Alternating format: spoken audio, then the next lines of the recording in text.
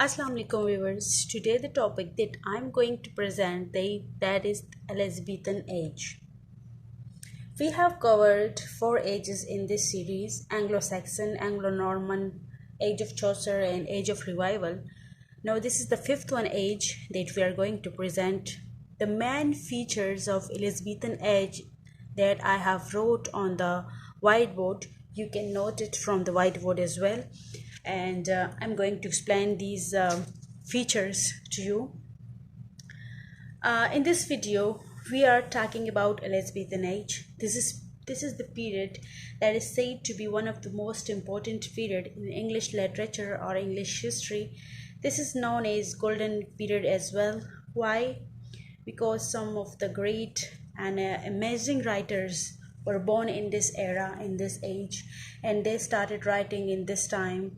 William Shakespeare is one of the most great writer as well in the English history, and his work put his name in forefront of English literature as well.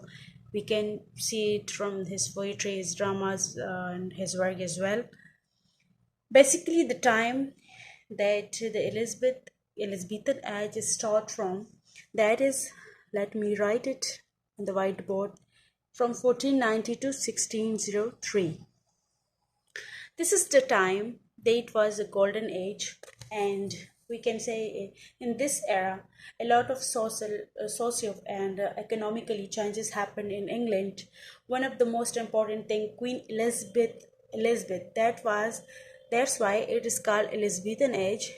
The Queen of the England was Elizabeth at that time, and she gives a lot of opportunities and a lot of facilities to the England, and that's why the whole age is called known as by her own name, Elizabethan Age. Queen Elizabeth was ruling on England at that time, and she is also called to be Virgin Queen.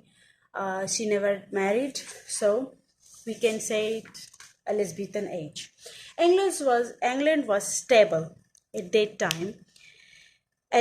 Queen Elizabeth put all the bad thing and all the war aside, and she brought a stability in England. So England was stable at that age. Before this ages, if we goes to the Anglo-Norman period or Anglo-Saxon period or Age of Revival, Age of Chaucer, sorry. So in all the ages, war was happening with England.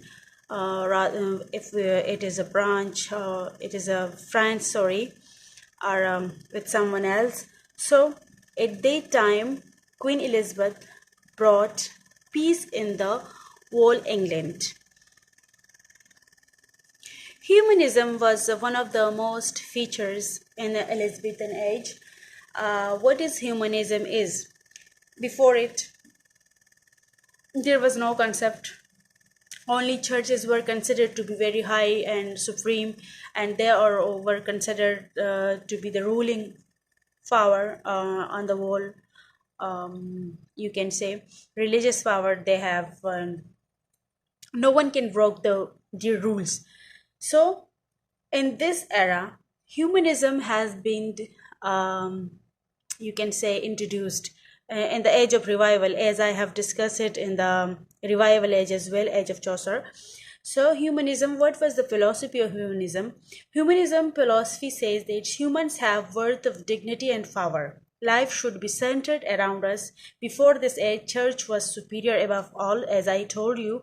So in this era, in this age, they have given the some importance to the human beings. That human beings are the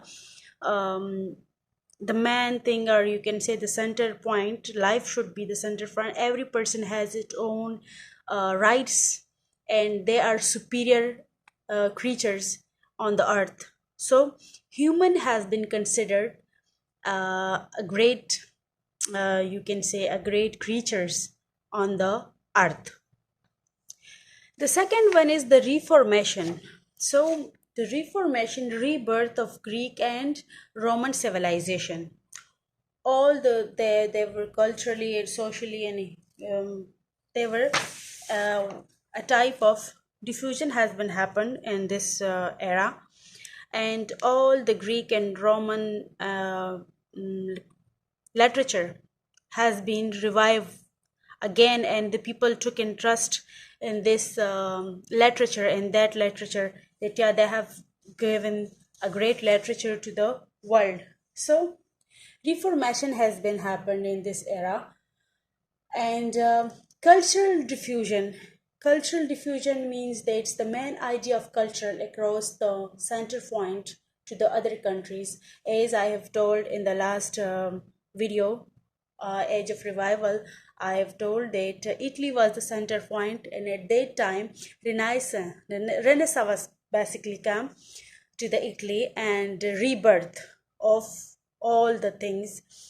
So, Renaissance was the moment, we can say that basically it's the moment that went across the world, and the center point of this moment was the Italy, and then it branched out to the other countries. So, in the Elizabethan age, it came Renaissance from the Italy. So the people started taking interest in the culture, and the diffusion in a sense, we can say, if I give a scientifically touch, so one is the center point, suppose, and when it goes to the other points.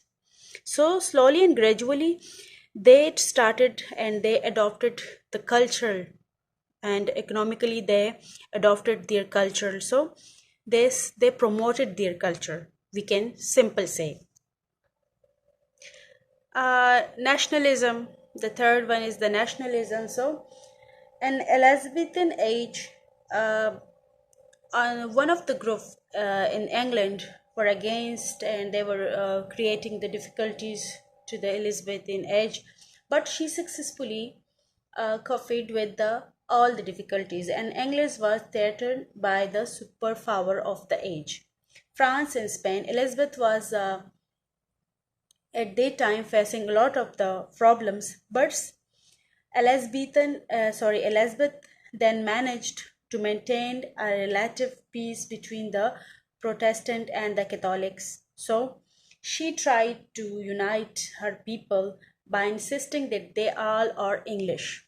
We don't have any Catholic or protagonist, so we all are equal. This worked well most of the time, and the people developed a sense of national pride. So they started nationalism. They started love for their country, and then they remove all the religious. Then they took religion on the one side, and they just started thinking that it's words basically our country needs to be improved. New discoveries has been happened in this age, as sailors were taking interest in the invention, and uh, mm, going to invent something new. So she provided facilities to the sailors to explore, and she gave a platform to them that yeah, you are free now and explore the worlds wherever you want. So Columbus discovered America. In this age, a good change were happened in this. Columbus discovered America. I have wrote only in points.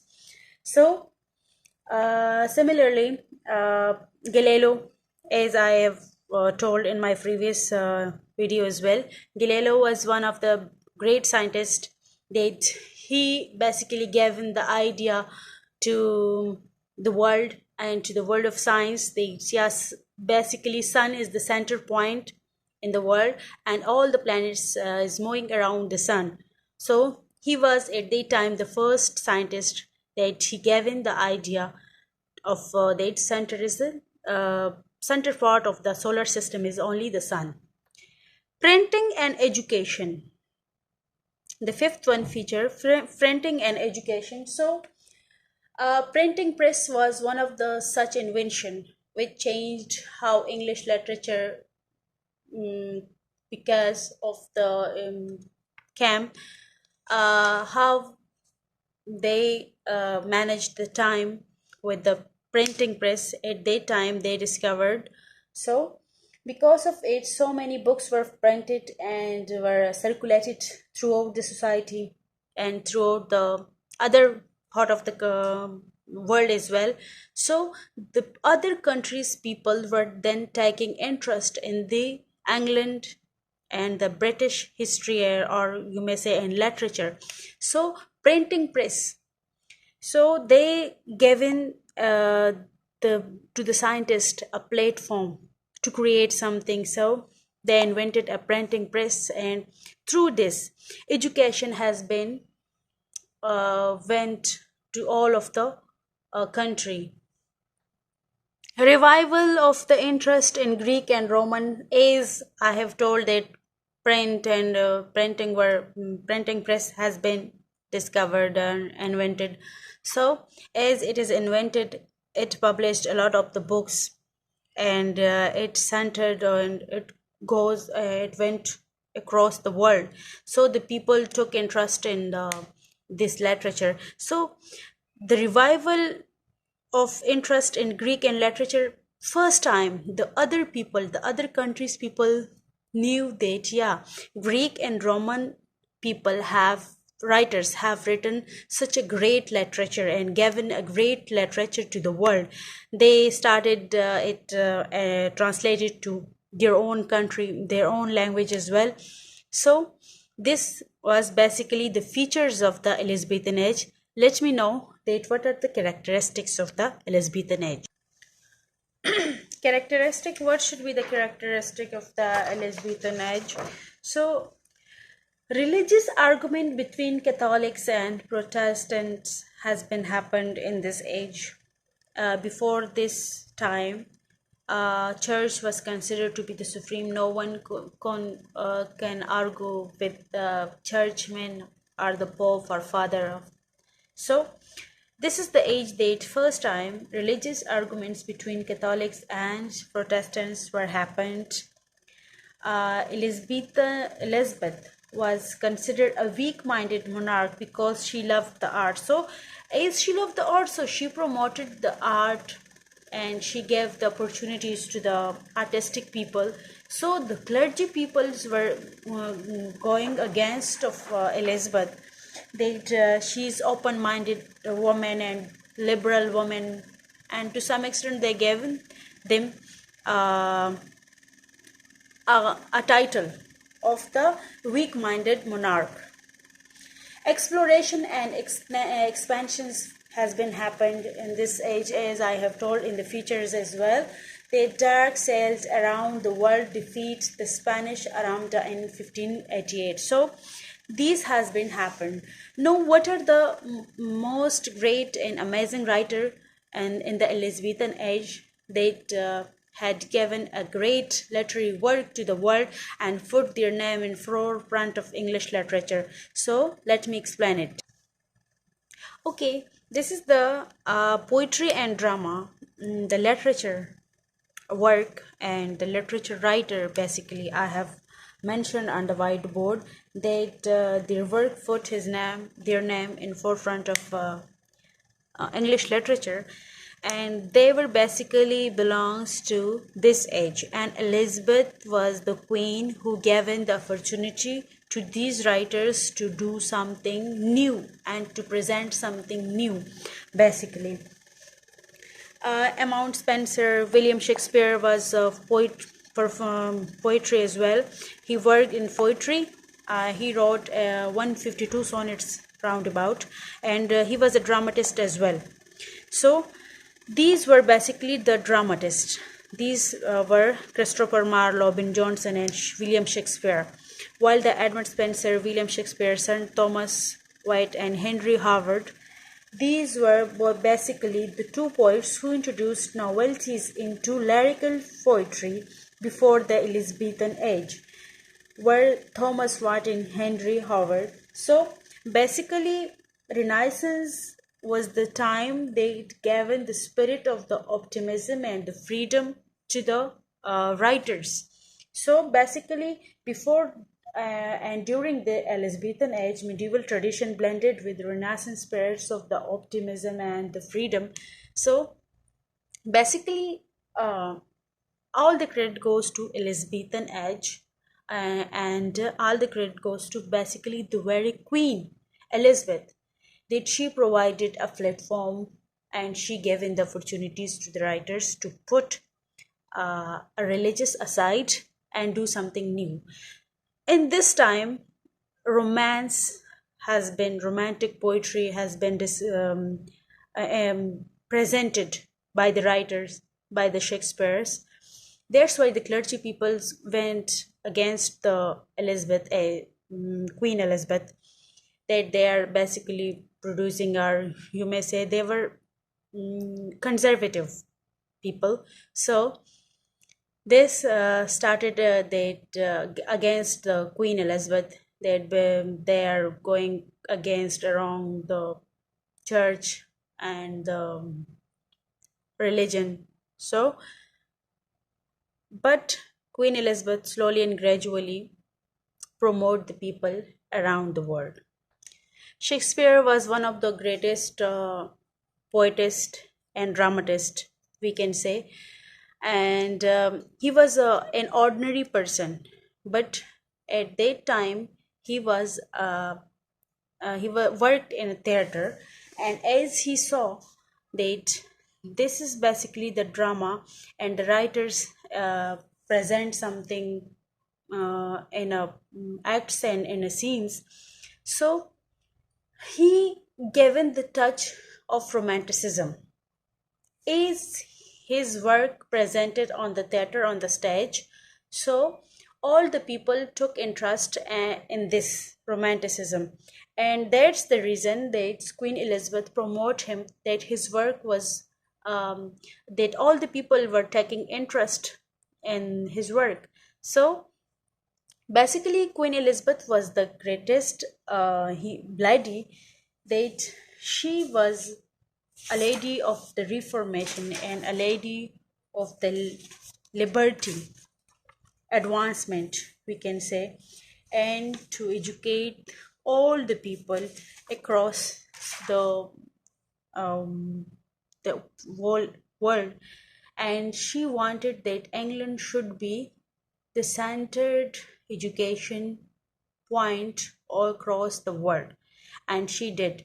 And this is because this age, Elizabethan age, called the golden age in the history English literature. This was the Elizabethan age. The next video that we are going to present, that would be on the another age. If you have any question or any suggestion to me, so put it in your comments, and I'll be happy. And stay tuned and watch our next video.